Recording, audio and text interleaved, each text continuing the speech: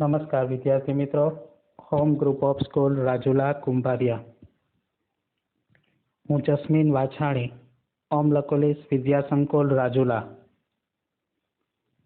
વિદ્યાર્થી મિત્રો, પાર્ટ 1 એટલે કે વિડીયો 1ની અંદર આપણે ગણની વ્યાખ્યા તથા તેમના વ્યવહારિક ઉદાહરણ અને તેમજ ગાણિતિક ઉદાહરણ એટલે કે NWZQRની ચર્ચા કરી. આજના આ વિડીયોની અંદર ગણ વિશે વિશેષ ખ્યાલ મેળવીએ અને તેના બેઝિક વસ્તુઓ જોવા પ્રયત્ન કરીએ.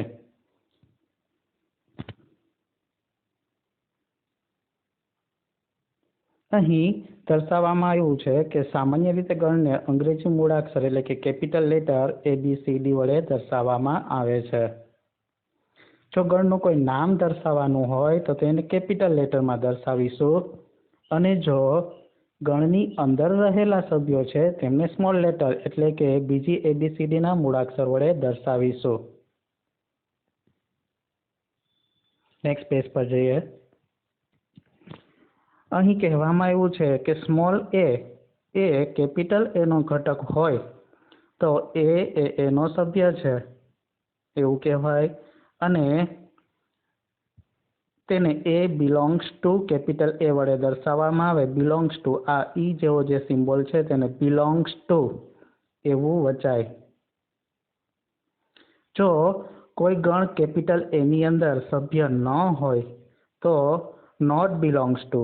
ધારો કે અહીં B એ એનો સભ્ય નથી તો B does not belongs to A એવી રીતે વાંચીશું.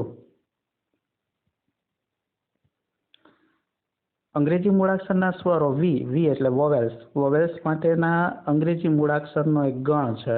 આપણે જાણીએ છીએ કે અંગ્રેજી મૂળાક્ષરની અંદર કયા સ્વર હોય તો કે A, E, I, O, U. તો વીની અંદર આ 5 ઘટક છે.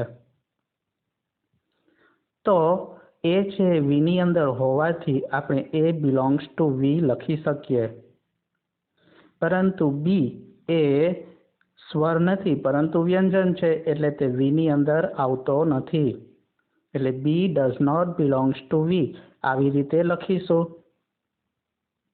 અન્ય એક ઉદાહરણ આપેલ છે 30ના અવિભાજ્ય અવયવોનો ગણ. તો આપણને ખ્યાલ છે 30ના અવિભાજ્ય અવયવોમાં જે આવે છે તેની અંદર 3 બિલોંગ્સ ટુ પી. 3 છે એ 30નો અવિભાજ્ય અવયવ હોવાથી 3 બિલોંગ્સ ટુ પી લખીશું. 15 પણ 30નો અવયવ તો છે જ પરંતુ તે અવિભાજ્ય નથી, તેથી 15 ડઝ નોટ બિલોંગ્સ ટુ પી આ રીતે લખીશું. વિદ્યાર્થી મિત્રો, ગણને દર્શાવવા માટે 2 જુદી જુદી પદ્ધતિઓ છે. એક છે યાદીની રીત અને એક છે ગુણધર્મની રીત.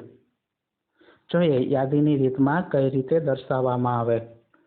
યાદીની રીતમાં ગણના બધા જ ઘટકોની યાદી બનાવાય છે અને તે બધા જ ઘટકો દર્શાવવામાં સંકેત વચ્ચે અલ્પવિરામ મૂકવામાં આવે. બધા જ ઘટકો વચ્ચે શું કરવામાં આવે?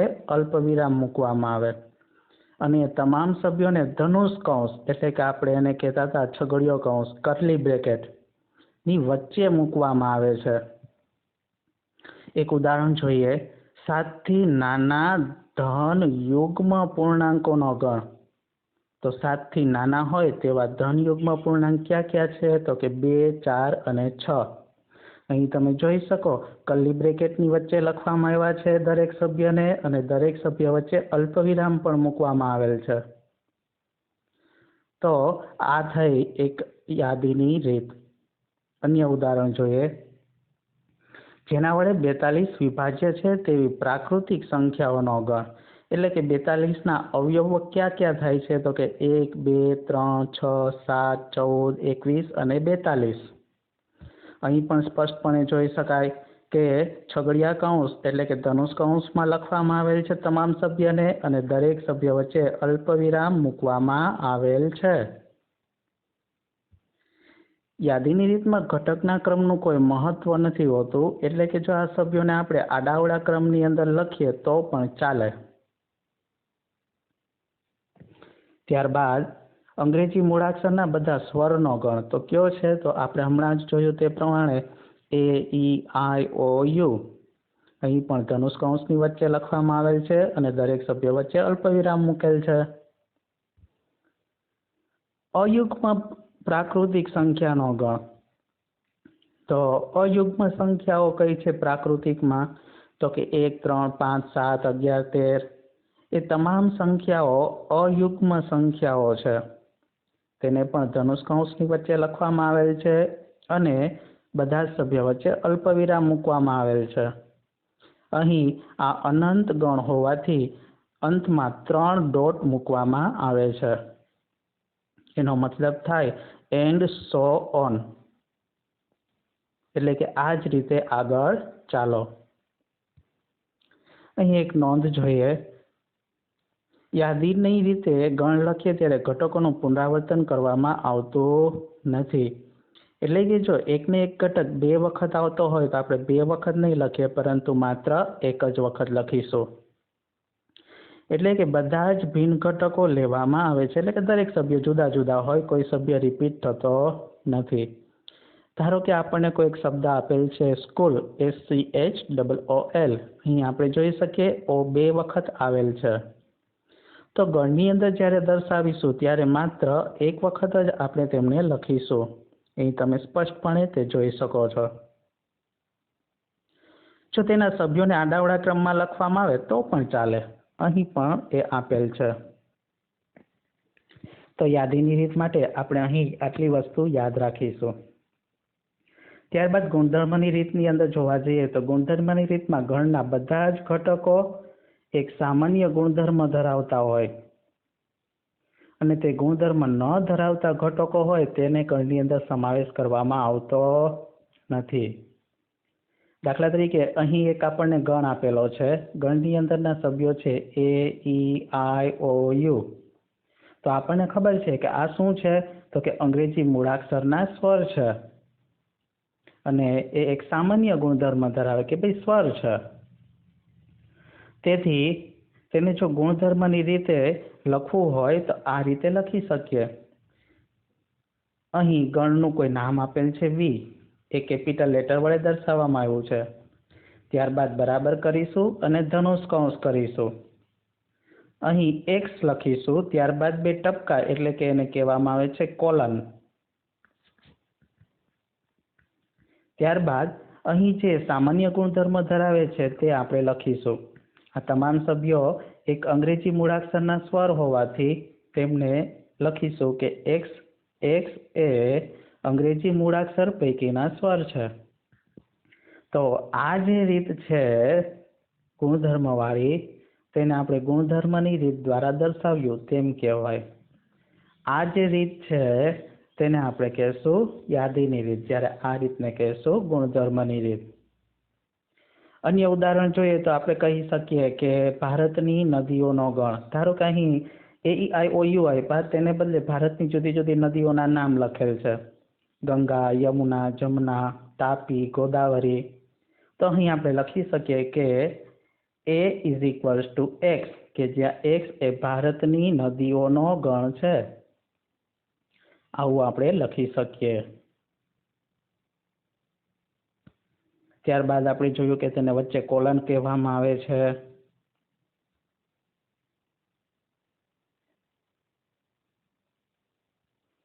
આપણે નેક્સ્ટ પેજ પર જઈએ અને થોડા ઉદાહરણ જોવા પ્રયત્ન કરીએ.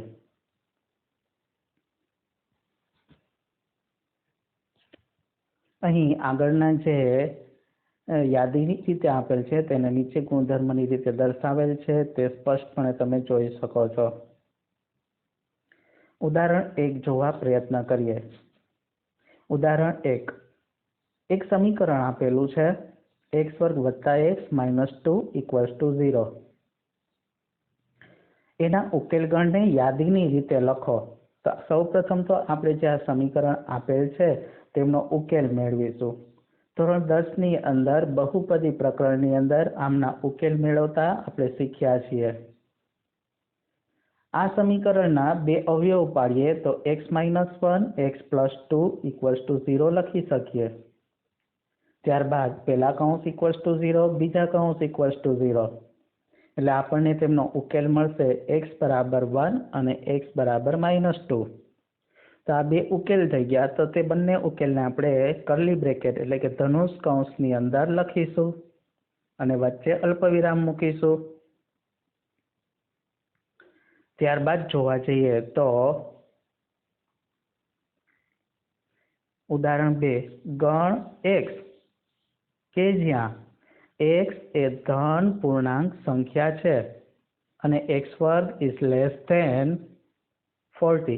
લ જેવો હોય તેને લેસ ધેન વાંચીશું, ગ જેવો અહીં સિમ્બોલ હોય તો તેને ગ્રેટર ધેન એમ વાંચીશું. આનો મતલબ થાય 40 કરતા નાના હોય તેવા વર્ગ, અને એ પણ કેવા તો કે ધન પૂર્ણાંક સંખ્યા હોવી જોઈએ. યાદીની રીતે લખીએ જોઈએ. 1 નો વર્ગ લેવા જઈએ તો 1, 2 નો વર્ગ લેવા જઈએ તો 4, 3 નો વર્ગ લઈએ તો 9, 4 નો વર્ગ 16, 5 નો વર્ગ 25, 6 નો વર્ગ 36, 7 લઈએ તો 7 નો વર્ગ 49 થાય, જે 40 કરતા મોટો થઈ જાય, તેથી 7 આગળની અંદર લઈ શકીએ નહીં. તેથી આગળના સભ્યોને આપણે કર્લી બ્રેકેટ એટલે કે ધનુષ કૌંસની અંદર લખ્યા. ધનુષ કૌંસમાં 1, 2, 3, 4, 5 અને 6. 7 નો સમાવેશ થશે નહીં. અન્ય ઉદાહરણ જોઈએ. ઉદાહરણ નંબર 3 ગણ a બરાબર 1, 4, 9, 16, 25 and so on ને ગુણધર્મની રીતે લખીએ. તો સૌપ્રથમ તો આપણને અહીં પ્રશ્ન થાય કે આ સભ્યો કઈ પેટર્નની અંદર છે.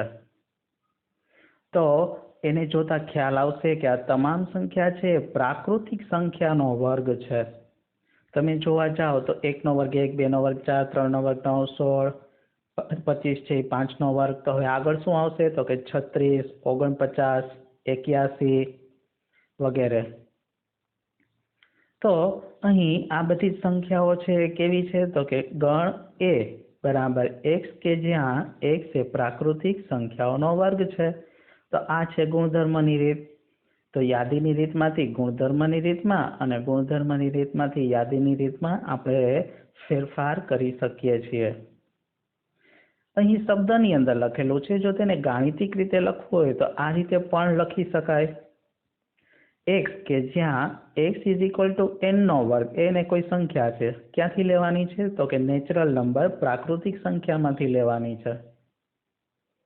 તમે અહીં પ્રાકૃતિક સંખ્યાની શરૂઆત કરો તો n ની જગ્યાએ 1 લ્યો તો 1 નો વર્ગ 1, એટલે અહીં આપણે લઈ શકીએ 1. બીજો સભ્ય થાય n માંથી 2 લઈએ તો 2 નો વર્ગ 4, એટલે અહીં 2 પણ લખી શકીએ. એટલે આ રીતે ગાણિતિક રજૂઆત પણ કરી શકાય, અથવા તો આ રીતે પણ લખી શકાય. અનન્ય ઉકેલ નથી, એનો મતલબ એમ કે એક કરતા વધારે જુદી જુદી રીતે આપણે લખી શકીએ. ઉદાહરણ તરીકે b બરાબર x કે જ્યાં x એ શૂન્યતર પૂર્ણાંકનો વર્ગ. શૂન્ય અને શૂન્યતર બંનેમાં ફેરફાર છે, ધ્યાન આપી સમજી લઈએ. શૂન્ય પૂર્ણાંક કીધો હોય તો માત્ર એક 0 નો જ સમાવેશ થાય, જ્યારે શૂન્યતર એટલે કે શૂન્ય સિવાયની પૂર્ણાંક સંખ્યા લેવી પડે. શૂન્યતરનો અર્થ થાય શૂન્ય સિવાયની. તો અહીં શૂન્ય સિવાયની પૂર્ણાંકનો વર્ગ લેવામાં આવે તો આપણને આ સભ્યો મળે. તેથી આ રીતે પણ આપણે દર્શાવી શકીએ. ખૂબ જ અગત્યનું ઉદાહરણ 4. અહીં ગણને 1, 1/2, 2/3, 3/4 આવા સભ્યો આપેલા છે. અહીં આપણે જોઈ શકીએ કે નાનામાં નાનો સભ્ય 1 છે અને મોટામાં મોટો સભ્ય 7 છે. અહીં માત્ર 1, 2, 3, 4, 5 અને 6 જ ઘટક છે. તો એને કઈ રીતે દર્શાવવું તો આપણે જોઈએ. અહીં ગણની અંદર x એટલે કે એવા સભ્યો કેવા, તો અહીં આપણે જુઓ તમે ધ્યાન આપીને કે અંશ કરતા છેદ 1 મોટો છે. દરેકની અંદર, દરેક સભ્યની અંદર અંશ કરતા છેદ કેવો છે તો કે 1 મોટો છે. જો અંશની અંદર n લખીએ તો છેદમાં શું લખવું પડે n+1. અને આ બધા n ક્યાંથી લેવાના છે તો કે n એ પ્રાકૃતિક સંખ્યા છે, તમે જોઈ શકો છો. અને ક્યાંથી ક્યાં સુધી છે એનની કિંમત? તો કે નાનામાં નાની કિંમત 1 છે અને મોટામાં મોટી કિંમત 6 છે. અહીં less than or equal to એનો મતલબ એમ કે 1 નો સમાવેશ આની અંદર કરી શકીએ, 6 નો સમાવેશ પણ આની અંદર કરી શકીએ. તો 1 થી લઈ અને 6 સુધીની સંખ્યાઓ એનની આપણે લઈ શકીએ. અહીં તમે જુદી જુદી કિંમત મૂકો તો ખ્યાલ આવશે. n બરાબર જો 1 લઉં તો 1 ના છેદમાં 1 + 1 એટલે કે 1/2 મળી ગયો પહેલો સભ્ય. જો n બરાબર 2 લેવામાં આવે તો 2 ના છેદમાં 2 + 1 એટલે કે 2/3 થઈ ગયો બીજો સભ્ય. તેવી જ રીતે n બરાબર 6 લેવામાં આવે તો 6 ના છેદમાં 6 + 1 એટલે કે 6/7 અંતિમ સભ્ય આપણને મળી ગયો. તો આ રીતના સભ્યોને આ રીતે આપણે દર્શાવી શકીએ ગુણધર્મની રીતમાં. ઉદાહરણ નંબર 5. અહીં એક જોડકાઓ આપેલા છે તે ધ્યાન આપી સમજવા પ્રયત્ન કરીએ.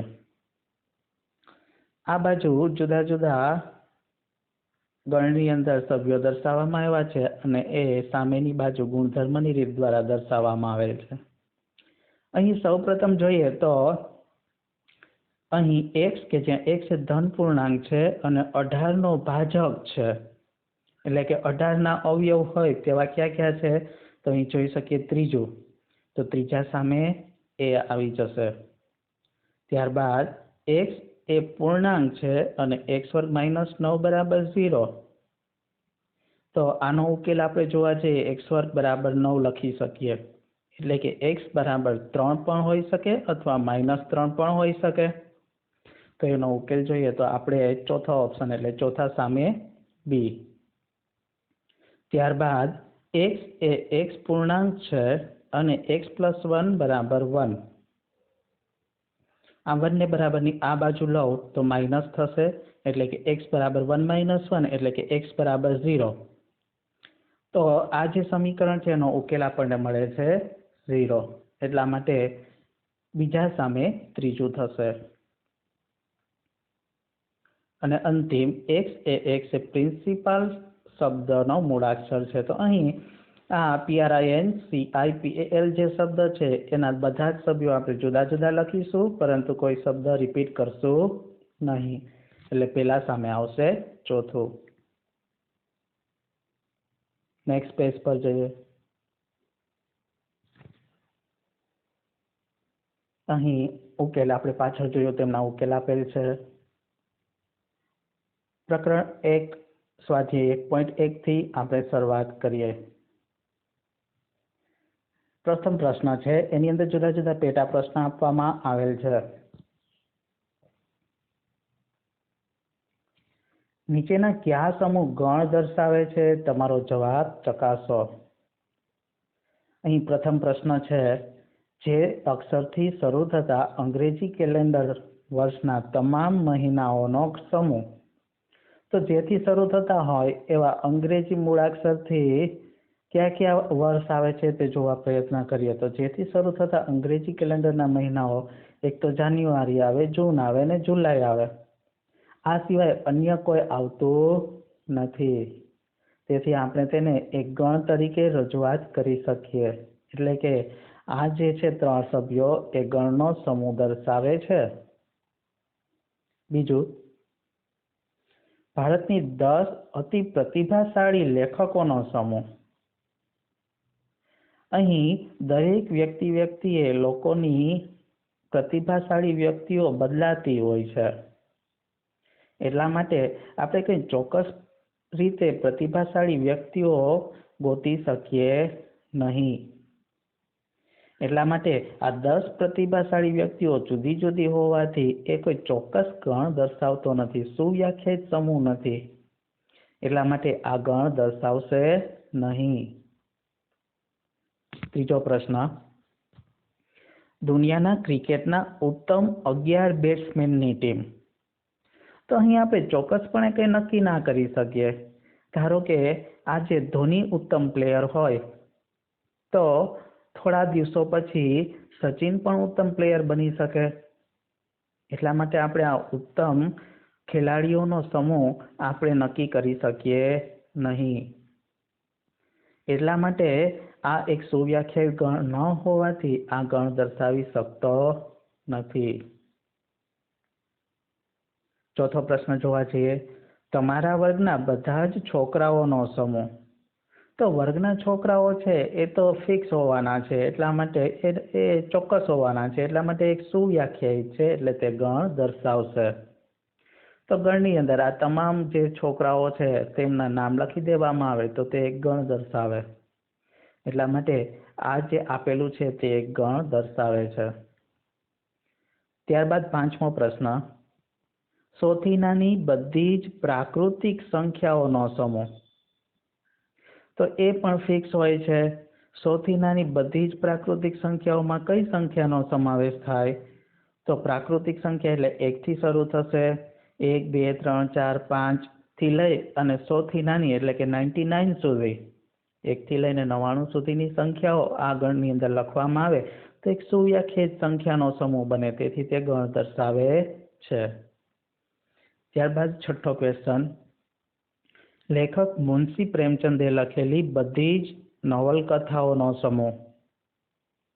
તો એ તો નક્કી જ હોય, એમાં કંઈ ફેરફાર હોય નહીં. તો લેખક પ્રેમચંદે ધારો કે 5 નવલકથા લખી છે, તો લેખક મુનશીએ 5 નવલકથા લખી તે ફિક્સ છે, સુવ્યાખ્યાયિત છે, તેથી તે ગણ દર્શાવે છે. ગણની અંદર જે નવલકથાઓ લખેલી છે તેમના નામ લખી દેવામાં આવે તો એક ચોક્કસ સમૂહ હોવાથી તે સુવ્યાખ્યાયિત થાય, તેથી તે ગણ દર્શાવે છે. સાતમો પ્રશ્ન જોઈએ. અહીં આપેલ છે બધા જ યુગ્મ પૂર્ણાંકોનો સમૂહ. તો યુગ્મ પૂર્ણાંકનો સમૂહ પણ એક સુવ્યાખ્યાયિત છે. યુગ્મ પૂર્ણાંકની અંદર ક્યાં ક્યાં આવે? તો કે 2 4 6 8 10 તેવા તમામ યુગ્મ પૂર્ણાંકોના સમૂહમાં આવે. અહીં કઈ રજૂઆત નથી કરેલ કે ધન લેવા કે ઋણ લેવા, તો ઋણ પણ લઈ શકીએ, -2 -4, પરંતુ એ છે એક સુનિશ્ચિત, ભલે અનંત હોય. તો એક સુવ્યાખ્યાયિત સમૂહ હોવાથી તેને ગણ દર્શાવે છે, તેથી આ જે બધા જ યુગ્મ પૂર્ણાંકનો સમૂહ છે તે ગણ દર્શાવે છે. આઠમો પ્રશ્ન જોઈએ. આ પ્રકરણના બધા જ પ્રશ્નોનો સમૂહ. તો ધારો કે આ પ્રકરણની અંદર 200-300 જેટલા પ્રશ્નો હોય તે ફિક્સ છે, તેની અંદર વધારાના કોઈ પ્રશ્નો ઉમેરવામાં આવતા નથી, એટલે કે સુવ્યાખ્યાયિત છે, તેથી તેને ગણ કહેવામાં આવે છે. અને અંતિમ પ્રશ્ન, દુનિયાના ખૂબ જ ભયાનક પ્રાણીઓનો સમૂહ. તો દરેક વ્યક્તિએ આ ભયાનક પ્રાણીઓ બદલતા રહે છે. ધારો કે કોઈ માણસ કૂતરાથી ડરે છે, તો કોઈ માણસ વાઘ કે સિંહથી ડરે છે. તો દરેક વ્યક્તિ માટે આ ભયાનક પ્રાણી છે એ જુદા જુદા હોય છે, એટલે એ કોઈ સુવ્યાખ્યાયિત ન કહી શકાય. એટલા માટે દુનિયાના બધા જ ભયાનક પ્રાણીઓનો સમૂહ એ ગણ દર્શાવતો નથી. તો આજના વિડીયોની અંદર વિદ્યાર્થીઓ અહીં સુધી રાખીએ. આવતીકાલે નેક્સ્ટ ક્વેશ્ચન 2 થી શરૂઆત કરીશું.